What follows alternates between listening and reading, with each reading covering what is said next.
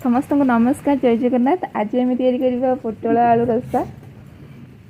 तो से प्रथम कड़े में तेल पकेबा। तेल गरम हो सारापर गोटे पियाज और गोटे टमाटो मुझे हल्का सा नरम करके भाजी नहीं आम तार जूस बनई नवा। तो से प्रथम पोटल को भलसे धोईकी काटी नवा। ये मु पोटल नहीं 500 ग्राम कड़े अल्प टिके तेल देकी पोटल को प्रथम भाजी नवा आउे आलू को भाजीदबा। कड़े में तेल गरम हो सारापर पेस्ट करके रखि मसला को प्रथम ऐड करवा। तापर ये मुझे अल्प किसी मसला जमीक कि काजू अदा रसुण सुखला लंका और कंचा लंका और धनिया पत्र ए सब को बाटिकी तार पेस्ट आम ऐड करवा। तापर आम से सब गुंड मसला ऐड करवा जमीक कि लुण हलदी धनिया गुंड लंका गुंड गरम मसला ये सब दे मसला को भलसे कषि नवा।